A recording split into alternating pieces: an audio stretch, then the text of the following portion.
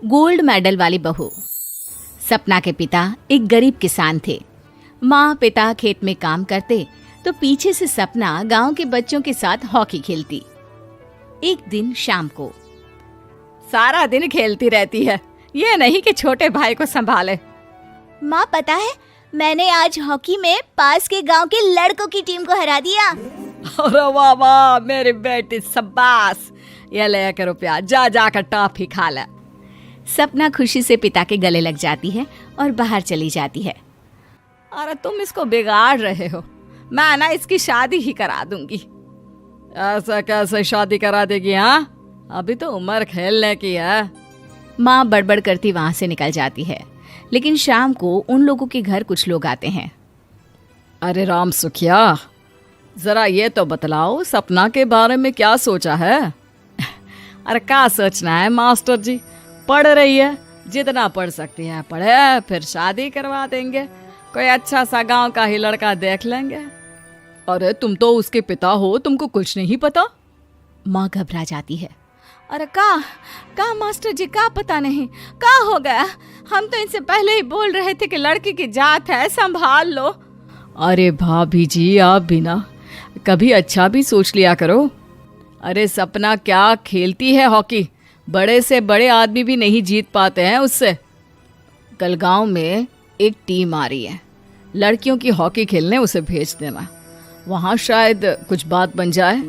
अरे ना ना मास्टर जी, कोई खेल वेल नहीं करवाना हम लोगों को, वो भी शहर के लोगों के साथ तो बिल्कुल भी ना। शहर के लोगों को ना कोई भरोसा नहीं होता मास्टर जी। अरे कैसी बात कर रही हो सपना की माँ, बुरा आदमी तो हर जगह मिल जाएगा, उसके लिए शहर का और गांव का। हाँ हाँ मास्टर जी, हम लोग तैयार हैं, कल आ जाएगी सपना वक्त से। माँ के लाख मना करने पर भी पिता सपना को हॉकी टीम के लिए भेज देते हैं। शाम को सपना वापस आती है, लेकिन लट के मुंह से। और क्या हो गया, मार खाई हो का? कौन मारेगा हमें? कोई मार वार खाकर नहीं आए। अरे फिर शकल पर 12 क्यों बजे हैं, बताओगी? देखो माँ, आप समझोगी नहीं, बताकर फायदा क्या है? अरे बिटिया रानी, हम तो समझेंगे ना, हमें ही बता दे। सपना पापा के गले लग जाती है। पापा, मैं ना सिलेक्ट हो गई हूँ भारत की हॉकी टीम में खेलने के लिए। अरे वाह, ये तो बहुत ही खुशी की बात है मेरे बच्चे। फिर मेरी गुड़िया काहे परेशान है? पापा, मुझे दिल्ली जाना पड़ेगा आगे की प्रैक्टिस के लिए। माँ जो सारी बात सुन रही होती है, जोर से चिल्लाती है। एक पैसा नहीं है मेरे पास, समझे? कुछ नहीं दूंगी। शादी के लिए लड़का फाइनल भी कर दिया है, कल्ले का बेटा, वो शादी कर लेगा तुमसे। सपना पिता की ओर देखती है। अरे देख सपना, खेलने दिल्ली जाना है तो सिर्फ इसी शर्त पे कि आकर कल्ले से बेटे से चुपचाप शादी कर लेगी, बोल। अरे ठीक है ना, कल्ले का बेटा तो बहुत ही समझदार है, सरकारी नौकरी है उसकी, मान गया वो तो सपना शादी कर लेगी। सपना भी धीरू, जो कि कल्ले का बेटा था, उसे जानती थी। वो मन ही मन सोचती है कि शादी तो वैसे भी होनी है, लेकिन माँ की ये शर्त मान गई तो जीवन जीने का एक मौका तो जरूर मिलेगा। हाँ, मुझे मंजूर है। हाँ, तो कल मैं उन लोगों को बुला लूं? पिता और सपना दोनों एक दूसरे को देखते हैं। अब माँ ठीक है ना, बुलाने की क्या जरूरत है, वो लोग पसंद कर रहे हैं ना मुझे, वही ठीक है। बस आप तो मेरा दिल्ली का बैग पैक कर दो। सपना दिल्ली जाती है, दिल्ली टीम के लिए खेलने के लिए। सपना खूब अच्छा खेलती है और गोल्ड मेडल जीत कर आती है। जब वो गांव आती है तो उसका जोरदार स्वागत होता है। हर कोई सपना सपना चिल्ला रहा होता है। और सपना के पापा, तुम्हारी बेटी ने तो गांव का नाम रोशन कर दिया है।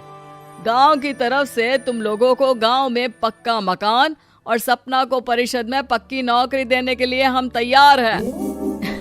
अरे वाह वाह, पक्का मकान, ये तो बहुत अच्छी बात है, लेकिन सपना की नौकरी नहीं चाहिए हमें। हाँ, कैसी बात कर रही हो सपना की माँ? लड़की की नौकरी रहेगी तो अपने पैरों पर खड़ी रहेगी, किसी के आगे झुकने की जरूरत ना पड़ेगी। अरे चुप रहो, हम तो नौकरी ना करते हैं, पर मजाल है कि किसी के आगे झुके हो। ना ना, हमारी बेटी नौकरी नहीं करेगी। पिता लाख समझाते हैं लेकिन माँ नहीं मानती। और फिर वो दिन भी आ जाता है जब सपना को अपने कहे अनुसार लड़के से शादी भी करनी पड़ती है। ससुराल में। ए बहू, तू रोज रोज सुबह कहाँ जाती है? घर का सारा काम निपटा कर कहाँ भागती है? माँ का घर तो पास ही है, वहीं निकल जाती है क्या? नहीं माँ जी, मैं हॉकी खेलने जाती हूँ, मुझे खेलना पसंद है। खेलना पसंद है? अरे कैसी बात कर रही है बहू, शादी के बाद तो कोई लड़की खेलती फैलती नहीं है, वो घर का काम काज देखती है। सपना कुछ नहीं कहती। वो एक रोज कमरे में अपनी अलमारी ठीक कर रही होती है कि तब सुनो, वो जो लटक रहा है ना, क्या बोलते हैं उसे? मेडल। सपना पति की बात सुनकर खुश हो जाती है, उनके पास जाती है। मैं सोच ही रही थी कि तुमने कभी पूछा क्यों नहीं। ये मेडल है, मैंने जीता है, पता है, हॉकी में। बड़ा मैदान, बहुत से लोग, 2 टीम और फिर शुरू होता है जुनून। पता है, लगता है जैसे बस जिंदगी यही है, खेलते रहो, भागते रहो, दौड़ते रहो और लक्ष्य को पालो। सुनो ना, मैं ना भारतीय टीम के लिए खेलना चाहती हूँ। माँ, यहाँ तो आ जरा। सपना हैरान हो जाती है कि ये क्या हो गया, पति अचानक से माँ को क्यों बुला रहा है। हाँ बेटा, क्या हो गया? काहे गला फाड़ रहे हो? माँ, ये सपना क्या कह रही है? अरे बीवी तो बोलती ही रहती है बेटा, लेकिन क्या हो गया, चिल्ला क्यों रहे हो? ऐसा क्या बोल दिया इसने? माँ ये बोल रही है कि इसको खेलना है भारतीय टीम के लिए। सपना डर जाती है। नहीं माँ जी, मैंने कहा कि मैं चाहती हूँ कि वो मैं बोला था ना, शादी के बाद कोई खेलता नहीं, घर का काम काज देखता है, लेकिन फिर भी।